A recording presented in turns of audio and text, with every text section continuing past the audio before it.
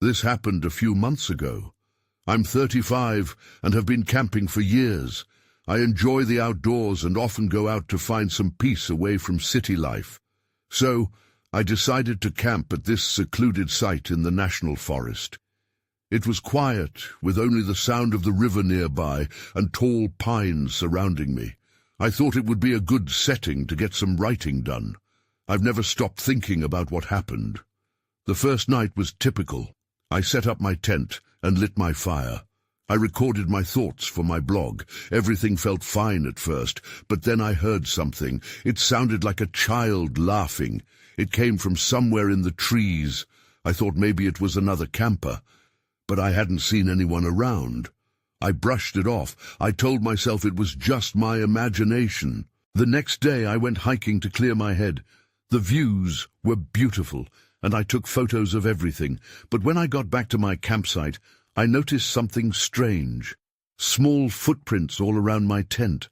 My heart started racing. They looked like a kid's prints. I looked around and didn't see anyone nearby. I tried to convince myself it was just another camper. As night fell, the laughter returned, louder this time. I felt uneasy. I wanted to enjoy the solitude, but instead I felt watched. I stood up and called out, thinking maybe it was some kids playing. "Hello?" No answer. I shivered, feeling cold even though the fire was warm. The third night I sat by the fire, trying to gather my thoughts. Shadows moved between the trees. I blinked hard, thinking my mind was playing tricks. But there was something there, just out of sight. Panic surged within me. I grabbed my flashlight and shone it toward the shadows. Nothing, just trees swaying in the wind. I felt my hands shake. As I sat back down, whispers filled the air. They were low, almost like a song. My stomach dropped. I wanted to bolt, but something held me there. It felt like the forest itself was alive. I cleared my throat and shouted again, "Is anyone there?" My voice cracked. No response. Then I heard the laughter again. It echoed around me, and I realized my instincts were screaming. I hurriedly packed my things, heart pounding. I couldn't shake the feeling that I was not alone. I glanced back once more before leaving, and that's when I saw them. Small figures standing behind the trees. They were watching me, my breath caught in my throat. I took off running, terrified to look back. I didn't stop until I reached my car, shaking and gasping for air. Now I'm left trying to make sense of it all. I can't help but wonder, was it all real? What were those shapes? Every night I hear that laughter in my dreams. I think about what I may have disturbed. And now I ask myself, was it real, or did I just imagine it all? I returned home, but the fear never left me. I sat at my kitchen table, staring at the blank page of my notepad. I couldn't focus. I found myself checking the window, half expecting to see those small figures lurking outside. The nightmares continued, each one filled with laughter that turned into whispers, drawing me deeper into sleep. After a week, I decided I needed answers. Ignoring the chill that crept down my spine when I thought about the forest, I did some research. I found local stories about the area, ones I had dismissed as folklore while I camped. They spoke of a presence in the woods, children, lost souls. They wandered the trees, laughing endlessly, waiting for someone to join their game. I felt ridiculous, but I couldn't shake the feeling that what I had seen wasn't just a figment of my imagination. I called up a friend who loved hiking as much as I did. I told him about my experience, emphasizing that I wanted to go back. He was concerned, but also curious. "Let's go find out what really happened," he said. I felt a mix of relief and dread wash over me. We set out the following weekend. My heart raced as we drove back to the site. The familiar sights became eerie, and the air felt thick. I parked the car, and we hiked back to the camping spot together. It looked the same, but everything felt different. From the moment we stepped onto the ground, unease settled over us. We set up camp and started a fire. I recounted my story to my friend, who listened intently. As dusk approached, the forest grew quiet. I pointed to the spot where I had seen the figures, feeling the weight of the memory. "What if they're still here?" I whispered, half joking. That night, we sat by the fire, the flames dancing between us. Soon the laughter returned, faint at first. My friend froze, looking at me with wide eyes. Then it grew louder, echoing around us. I didn't want to look, but I did. Shadows flitted behind the trees, almost playful but sinister. "Did you see that?" my friend gasped. I nodded, paralyzed by fear. The whispers joined the laughter, swirling through the crisp air. "We need to go," he said, his voice sharp. I couldn't argue. As we packed our things, the laughter turned into something else, mournful, almost desperate, as if beckoning us back. The last of the sunlight faded, and darkness swallowed the clearing. It felt as if the forest was alive, watching us leave, and I couldn't shake the sensation that something was chasing us. Just as we reached the path leading back to the car, I felt a tug on the back of my sleeve. My heart dropped. I turned, but there was nothing there, only the dense curtain of trees. "Did you feel that?" I asked. My friend nodded, panting heavily. That's when I saw it. A flash of white in the underbrush. There was someone crouched low and watching us. My breath caught once again. I grabbed my friend's arm and we bolted, not daring to look back. We didn't stop running until we reached the car, panting and wide-eyed. That night, the laughter filled my dreams again. I woke with a start, heart racing, hoping that I had finally left it behind. But deep down, I knew I hadn't. What I saw lingered just outside my reach, still waiting for me in the darkened forest. And the laughter wasn't done with me yet. I couldn't shake off the dread from the night before. Morning sunlight streamed through the window, but it felt somehow hollow. I made coffee, trying to regain some normalcy, but my mind raced with images of what I'd seen and heard. The laughter echoed in my ears, and I couldn't ignore the nagging thought I had to go back. Each minute that passed felt like an eternity. I picked up my phone and messaged my friend. "We need to go back to the forest," I typed, unsure how he'd react. I paced around my kitchen, the walls closing in on me. His reply came too quickly. "Are you serious? After last night?" "Yeah. We can't just pretend it didn't happen." He hesitated before responding. "Okay, but let's go during the day this time." Agreed. By the time we drove back, the sun was high, and the forest looked deceptively inviting. The trees swayed gently, and I felt a flicker of hope that maybe we'd just been spooked. As we parked, I noticed something odd, a small clearing to the side, one I was sure hadn't been there before. "What's that?" I asked, pointing it out to my friend. He shrugged, clearly more preoccupied with keeping a safe distance from the tree line. "Let's stay focused on our path." I nodded but felt an urge pulling me toward the clearing. I resisted, too aware of the pulsating dread from yesterday. We hiked for nearly an hour, the air thick and heavy around us. The deeper we went, the quieter the world felt. When we reached the campsite, the familiar sense of dread washed over me. It was exactly where we'd set up last time, but it felt colder. I shivered and heard my friend take a deep breath next to me. "Let's not do this for long. Just figure out what those shadows were and leave," he suggested. We set up a small fire, its warmth almost comforting against the encroaching chill. As the flames crackled, I decided to share something I hadn't told him before. "I've been having dreams, nightmares. They're all about the laughter. It feels real, you know?" He looked at me, his brow furrowing. "Maybe we should have just left it alone. This might just get worse." Just as I began to respond, a sudden rustling nearby caught our attention. We both turned toward the sound. It was louder this time, snapping branches and crunching leaves. My heart raced again. "Did you hear that?" I whispered, anxiety pricking my skin. "Yeah." He was up, scanning the trees with an edge of panic in his voice. "Let's get out of here." Before we could move, a figure emerged from behind the bushes. It looked like a child, with tangled hair and a torn shirt. My breath hitched. The figure stood there, just watching us. "Hello?" I called, my voice shaky. A moment later, the laughter filled the air again. This time more exaggerated, as if mocking us. We exchanged horrified glances. It was the same laughter from my dreams. We turned to run, but the child began to mimic my every move, giggling in rhythm with my panicked steps. Then I felt it again, a tug at my sleeve. I glanced down, but there was nothing gripping me. I stumbled, bewildered. The whispers. "They're trying to pull me back," I gasped, my heart racing. "Keep moving," my friend yelled as we sprinted through the trees. We broke through the brush and up the path, the sounds of laughter following us like shadows.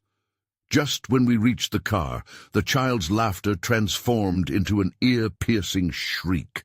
I jumped into the driver's seat, fumbling for the keys. As I looked in the rear-view mirror, I saw the figure standing at the forest's edge, silhouette dark against the trees. I drove off, but as we left, I couldn't shake the feeling that this wasn't over. I didn't know what awaited us next, but I felt the pull of the forest leaving a mark on my soul. And deep down, the laughter was only just beginning. I hardly slept that night. My mind spun with memories of the forest, the laughter playing on a loop.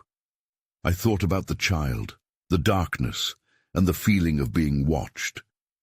Just when I thought I could convince myself it was all a bad dream, the shadows on the wall reminded me otherwise. The next day, I decided to stay home.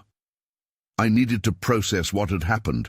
I scoured the internet for any stories about places similar to where we'd been, but all I found were general camping sites. Nothing seemed like our experience. As dusk approached, I heard a knock at my door. It was my friend. "I thought you might want to talk," he said, looking solemn. I nodded, knowing I wasn't the only one haunted by the children's laughter. We sat on my porch, the evening air cool and eerie. "What do you think it was?" I asked. He sighed. "I wish I could say. But something about that place, it feels off, like it knows us." An uncomfortable silence stretched between us. I felt trapped under the weight of my own thoughts. "Maybe we should go back," I suggested, albeit hesitantly. "Are you out of your mind?" he shot back, raising his voice. "We barely got out." I could see he was terrified, but I felt an insatiable need for answers. "But what if there's more to it? What if we can figure this out?" After a long pause, he finally spoke. "Okay, but we go prepared this time. Flashlights, proper gear, and we don't stay long. Just a quick visit." His hesitance mirrored my own fear, but we both felt the pull of that clearing, the compulsion to confront whatever had unsettled us. The next morning we packed our bags and set out again. The sun shone bright, but it did little to ease the knot in my stomach. When we arrived, I noticed that the forest felt different in the daylight. The sounds of birds faded into silence as we climbed the path. I couldn't shake the feeling that the trees were watching us. As we approached the campsite, the air thickened again. I gripped my flashlight with clammy hands. This time I felt ready, but unease gnawed at me. We set up the fire quickly, its flames dancing aggressively in the stillness. That's when I saw it. The clearing was now much larger than before. Something drew me towards it, and I exchanged a quick glance with my friend. I could see the fear in his eyes. "Let's check it out," I blurted, the urge overwhelming me. He hesitated but followed. Slowly we stepped into the clearing. It was like stepping into another world. The trees around us stood unnaturally tall, and what I first thought were shadows became clearer. Shapes darted between the trunks, peeking out with curious eyes that glimmered like stars. I heard the laughter again. A distant echo weaved into the fabric of the forest. This time it felt different. The mocking tone was gone, replaced with children's giggles that floated through the air, light and airy. As we pressed deeper, I lost sight of my friend. "Hey!" I called out, panic rising as I scanned the area. "Where are you?" A rustling came from behind me. I turned sharply, but no one was there. The laughter grew louder, swirling around me as darkness enveloped the clearing. I stepped back, heart hammering. Then I spotted him at the edge of the woods, his eyes wide with horror. He pointed. I turned to see what he saw. A figure stood at the tree line, and it was no longer that child. It was bigger, cloaked in shadows, the laughter now twisted into something sinister. I took a step back, instinctively trying to grab my friend's arm, but we were trapped. He shouted something, but the figure drew closer. I felt that same tug again, the forest pulling at me, tugging me into darkness. I was about to scream when the laughter crescendoed into a deafening roar. Everything went black. I woke up gasping, the air heavy and damp. My heart raced. For a moment I didn't know where I was. I blinked, trying to make sense of my surroundings, the shadows creeping away like smoke. I was back in the clearing, alone. The fire was reduced to glowing embers, flickering weakly. My friend was nowhere in sight. I called out his name, voice shaky. "Hey! Where are you?" No answer. The laughter returned, lighter than before, almost playful. It floated around me, dancing through the trees. I felt a chill run down my spine. I tried to stand, but my legs felt heavy, like they were rooted to the ground. Panic clawed at me. I swung my flashlight through the air, searching for any sign of my friend or that figure. The beam landed on the trees, twisting in odd shapes. Something moved just beyond the edge of the light. My breath quickened as I squinted into the darkness, my pulse pounding in my ears. When I turned back to the clearing, I noticed a small shape lying on the ground. It was a child's toy, a bright red ball, covered in dirt. My mind raced. Had it been there before? I reached for it hesitantly, the moment stretching as I dared to look around. The laughter grew louder, now mixed with whispers. I dropped the ball and stumbled backwards, crashing into something solid, like a wall of warmth. I spun around, expecting to see my friend, but instead I faced a tree, its bark smooth and deeply etched with strange markings. Suddenly, from the corner of my eye, I caught the sparkle of eyes watching me. They were closer now, peeking from behind the very trees I feared. Shadows shifted and danced, moving with purpose. I turned and ran, clutching the flashlight like a weapon, not daring to look back. As I burst out of the clearing, the air felt lighter. I scanned the surroundings for my friend. "Where are you?" I shouted again. The forest responded only with silence. I stumbled deeper into the woods, adrenaline fueling me. The whispers melted into the sound of rustling leaves, now taunting, urging me to return. I could hardly process what was happening. I had to find him. I had to get out. Then I heard something. Footsteps behind me. I froze, heart hammering. I glanced over my shoulder, catching another fleeting shadow darting between the trees.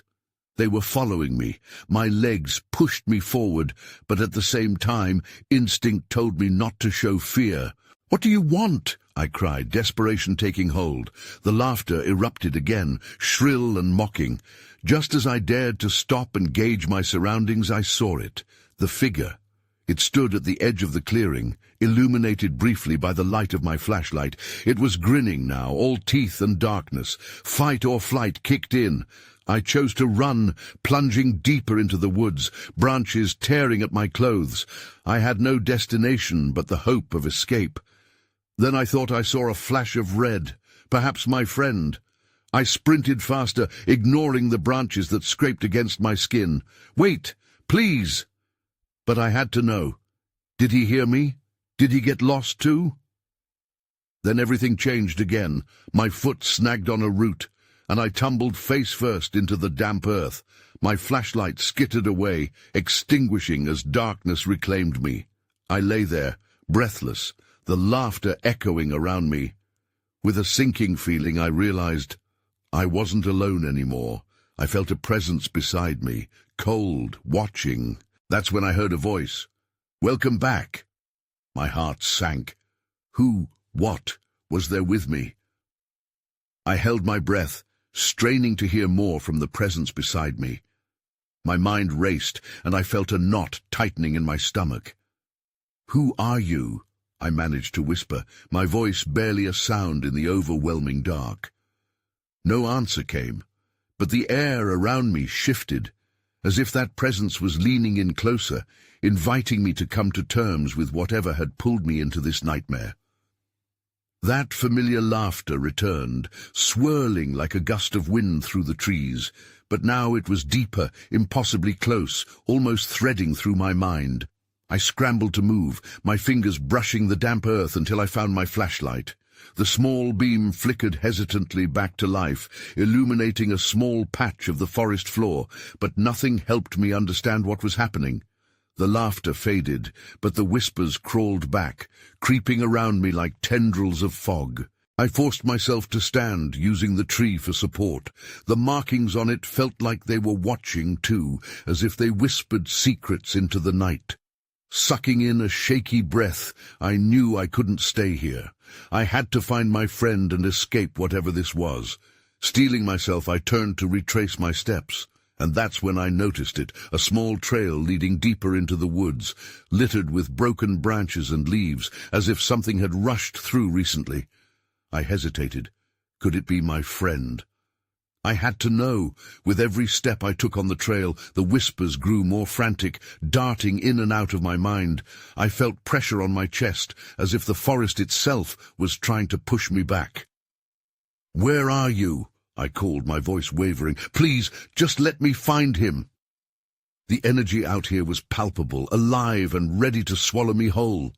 As I pressed on, I caught sight of something up ahead, something glowing faintly amid the trees. My heart leaped. I moved closer, but as I did, the light dimmed, revealing a small clearing. In its center lay a small figure, curled up and still. Panic surged. Was it him? I rushed forward, calling his name again, but when I reached him I found myself staring at a doll, its porcelain face cracked and dirty, similar to the ball I had abandoned earlier. In that moment of confusion, the air shifted again, heavy and electric, filling my senses with dread. A sharp, cold laugh echoed behind me, and I spun, flashlight beam shaking. What I saw sent chills through my bones. Multiple figures, ethereal and shadowy, creeping from the edges of the clearing. They circled me, their eyes glowing, their grins wide and unnerving. "Welcome," they whispered in unison, their voices blending into a chorus that chilled me to the core. "We've been waiting for you." I backed away as they advanced. My mind screamed at me to run, but my legs felt anchored to the ground. Desperation took hold. I grasped the doll and hurled it into the darkness, hoping to distract them. Not an ideal strategy, but it was all I had. And that's when everything changed again. The moment the doll hit the ground, it shattered, and with it, a blinding light exploded, illuminating the clearing and pushing back the shadows. I could hear the trees creaking as they strained against the brightness. For just a second I saw my friend's figure dart through the clearing behind me, stumbling away. "This way!" he cried. Instinct kicked in. I dashed after him, praying the light would last. As I ran, I couldn't shake the feeling I was leaving something behind. Behind me, the laughter twisted into a wail, echoing in my ears as darkness surged forth. I had to get to him. I couldn't lose him too. I sprinted through the clearing, my feet pounding against the forest floor. Branches snagged at my clothes while I pushed forward, driven by a single thought. I had to catch up to him. I heard my friend's voice fading into the distance, but each second felt precious. I needed to reach him before whatever chased us closed in. "Wait!" I shouted, my voice cracking. But the trees swallowed my plea, and it sounded far weaker than I intended. The laughter continued behind me, sharper and more sinister, mixing with the rustle of leaves. I darted around a thick trunk, hoping to lose the figures still lurking in the darkness. But they were relentless, the echoes of their chilling welcome trailing me like a sinister shadow. Another beam of light flickered through the branches ahead, and I squinted ahead to see yet another clearing. My heart raced. Maybe my friend had found safety. I dashed toward it, desperate for that flicker of hope. As I broke through the trees, I tripped over something and tumbled forward. I landed hard, and pain shot through my hands as they hit the ground. I looked up, stunned, and that's when I saw it. An old campsite, its fire pit cold and surrounded by jagged rocks, remnants of a time long past. Empty tents loomed like specters, and a few rusted camping gear lay scattered about. "Jason!" I called again, feeling the fear claw at my throat. My eyes scanned the area, half expecting to see him pop out from behind one of the tents, but there was no sign of him. Then I noticed something strange. A small, circular emblem was etched into the ground near the fire pit, glowing faintly in the gloom. It resembled the markings on the trees from earlier. I crept closer, kneeling to inspect it. My fingers brushed the surface, and a sudden jolt of energy shot through me, almost knocking me back. The air changed. I felt it, the shift in ambience, the sense of being watched. The shadows around the campsite seemed to flare, retracting and expanding like breathing entities. I jumped to my feet, heartbeat pounding in my ears as the laughter returned once more, blending now with whispers that danced through the trees. I was not alone. "Leave this place," a voice hissed, clear and menacing. It crackled in the air like static. I wanted to run back into the woods, to find Jason and flee, but my feet were rooted to the spot. Suddenly the laughter crescendoed into a high-pitched wail, and the shadows brightened, coalescing into a dark figure. It stepped forward, eyeing me with deep-set, glowing eyes. My breath caught in my throat. This creature was far worse than the others. It felt ancient, angry. In that moment of vulnerability, I realized I wouldn't just be escaping the dark presence. I was learning that something deeply wrong had anchored itself to this place. The forest wasn't merely haunted, it was a trap. I needed to get back to Jason before it was too late. I turned, ready to race back into the tree line, but then a chilling thought pierced my mind. What if the darkness had already taken him? What if I was running in circles, lost to this twisted realm forever? Just before I dashed away, I noticed something else glimmering near the fire pit, a small object half buried in the dirt. "What is that?" I whispered, dread pooling in my stomach as I hesitated, knowing it might hold a crucial clue or a terrible fate. As I leaned closer, my heart hammered louder in my chest. The object glowed faintly, drawing me in like a moth to a flame. I clenched my jaw, fighting the urge to pull away as I reached down to uncover it. My fingers scraped against the ground, revealing what looked like a small, tarnished locket. It was cold and damp in my hand. I turned it over, my breath hitching. The front was engraved with intricate designs, but the more I looked at it, the more an unsettling familiarity washed over me. I recognized it from Jason's backpack. He had brought it along as a good luck charm. "Jason!" I called again, more frantic this time. "Please, where are you?"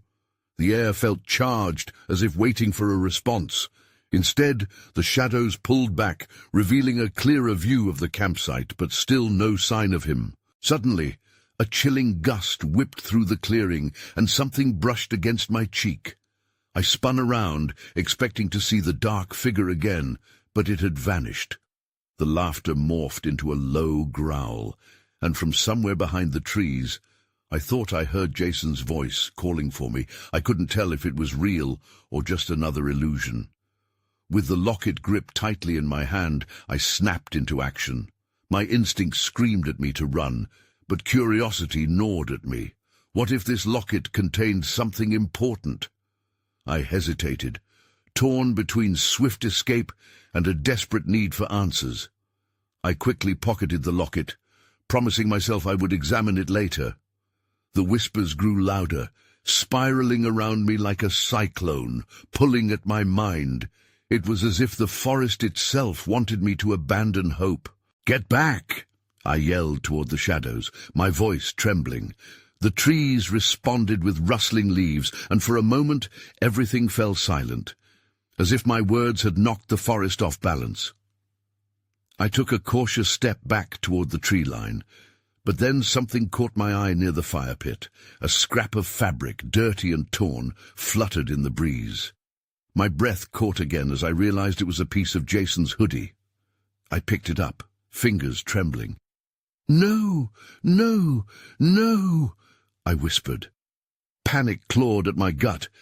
Had he been here? What had happened to him? I felt bile rise in my throat as a new dread settled over me. Without wasting another moment, I sprinted back toward the trees, grasping the locket and the fabric tightly in my hands. The laughter roared back to life, chasing me, taunting me. Shadows darted around me, flickering just out of sight. I didn't know where Jason was. I didn't know what had happened, but I did know one thing. I had to find him before whatever darkness loomed in the forest consumed us both. Then I heard it again. The unmistakable sound of a branch snapping. I froze, heart racing. Something was close, dangerously close, and it was not just the shadows. I pivoted slowly, ready to confront whatever awaited me in the darkness. I stared hard into the dimness, searching for a flicker of movement. My pulse quickened with every passing second. Fear clawed at my throat. The shadows seemed to tremble, shifting and whispering, playing tricks on my senses. Then it happened. A figure emerged, moving swiftly between the trees. My instincts screamed that it was Jason, but something felt off. "Jason," I called, my voice barely above a whisper. The figure halted, turning slowly. I squinted, trying to make out his features in the faint light. "Help me," he said, but his voice was wrong, distorted. It felt like a distant echo, layered beneath some deeper sound. My heart sank. It wasn't just the fear that coursed through me, it was an indescribable wrongness. I took a step toward him, hesitant. "Where are you?" I asked, desperate. "What happened?" He took a step back, merging with the gloom. "You shouldn't be here," he said, his voice almost swallowed by the dark. The urgency in his words jolted me awake. "Jason, please!" I shouted, but he didn't respond. Instead, I felt an icy wind cut through the clearing, ruffling my hair and sending a fresh wave of panic crashing over me. I had to find him. I couldn't just stand here. I dashed forward, zigzagging through the trees. Every crackling branch sent an electric jolt through me. The forest grew denser as I pressed on. Just when I thought I might catch up to him, a chill wrapped around me, unsettling my thoughts. That was when I noticed it. An unmistakable gleam beneath the leaves. I knelt, pulling away dead brush to uncover what looked like another small item sparkling faintly. A watch. Jason's watch. My heart plummeted. How could he have lost it? As I picked up the watch, I noticed the time. It was stuck at 3:22. The chill remained, burrowing deeper. It felt like a warning as I reflected on how long it had been since Jason went missing. How long had I even been out here? My mind raced. "Jason, where are you?" I cried out again, but dread sank into my chest. Silence answered. Something shifted behind me. I twisted around, my breath hitching as I saw a figure emerge from between the trees. This time there was no mistaking it. It was a man, tall and cloaked in shadow, standing just beyond the reach of the fading light. His eyes glinted with an unsettling brightness. "Looking for someone?" he asked, his voice smooth like oil. My heart thundered in my chest, and panic surged through me. "What did you do to him?" I demanded. He smiled, but it didn't reach his eyes. "He's not the only one you should be worried about," he said, taking a step closer. My instincts screamed at me to run, but I was frozen, caught in the web of the moment. I suddenly remembered the locket. I fumbled for it, hoping it might hold some power, some clue. But my fingers grazed only fabric and the cold metal of the watch. The shadows danced around us, growing thicker, and I could almost hear Jason's voice again, distant and pleading. Before I could react, the figure lunged forward. Everything went dark. In that moment, all I could think was, I needed to find Jason. I woke up gasping, the world around me spinning. For a moment I thought I had returned to my childhood home, the familiar scent of cedar and sunlight filtering through the cracks in the shutters. But as I focused, the reality slapped me back. I was in the clearing again, the air thick with a metallic scent, and shadows shifted all around me, breathing in and out like a living thing. The locket lay in my palm, cool and heavy. I clenched it tight, willing its presence to ground me. My heart raced as laughter echoed, not just in my ears, but seemingly within my mind, an endless chorus teasing me with fragments of joy, mixed with the eerie coldness of despair. "Jason!" I shouted, desperation spilling from my lips. I scrambled to my feet, the ground unsteady beneath me. "Help me!" The voice rang out again, more insistent this time, and I turned frantically, scanning the edges of the clearing. Shapes darted just beyond the trees, silhouettes that stood on that fine line between playfulness and something far more malevolent. My flashlight flickered, illuminating a path leading deeper into the woods. Jason's voice mingled with the whispers that weaved through the trees. It felt futile, yet the need to find him pierced through my fear. I stepped forward, dim light trembling as shadows clamored for my attention. "Hold on, I'm coming!" I yelled, trying to fight the encroaching darkness at the edges of my vision.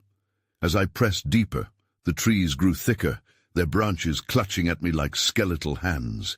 The whispers intensified, swirling around me, each word indistinguishable but sharp. "You shouldn't be here," they hissed.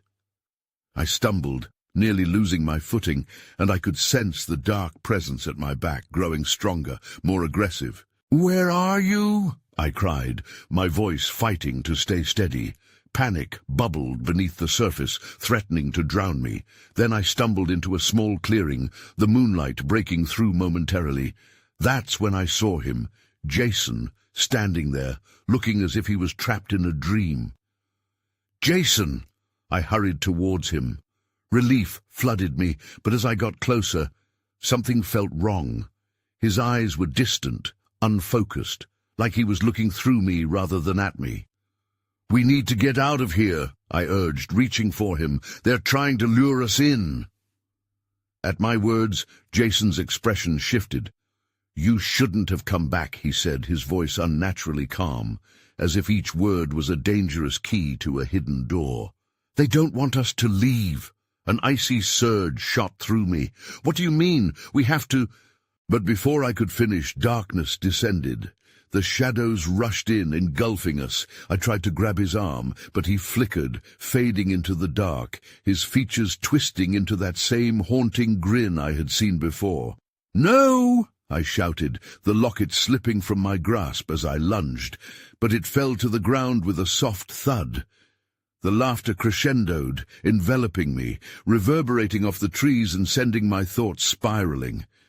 For a fleeting moment, everything fell silent. Then came a soft whisper, a voice that felt as close as my own thoughts, yet light years away. "Join us." As the darkness deepened, I stumbled back to the clearing. I frantically searched for the locket, hoping it would have some power to counter the grasp of the forest, but all I found were shadows, growing ever more oppressive, filling my lungs with their icy breath. Terrified, I turned, ready to flee, when suddenly the forest shook with laughter again, and the shadows elongated, forming figures, playful and terrible. They danced along the edges of my vision, their movements swift and chaotic. But I felt their pull. How they wanted to embrace my fear, how they fed on it. I had to escape, but I kept thinking about Jason, about his face fading into the darkness, and how I might never see him again. Without thinking, I bit down on the instinct to flee. I turned to face the laughter and shadows, forcing my will against the emptiness. "You don't own me," I shouted, my voice strong, though it felt fragile in the grip of despair. The shadows paused, their laughter wavering. Then the locket began to glow faintly in the darkness, its light shimmering like a beacon. "You wanted me back," I realized, clutching it tightly.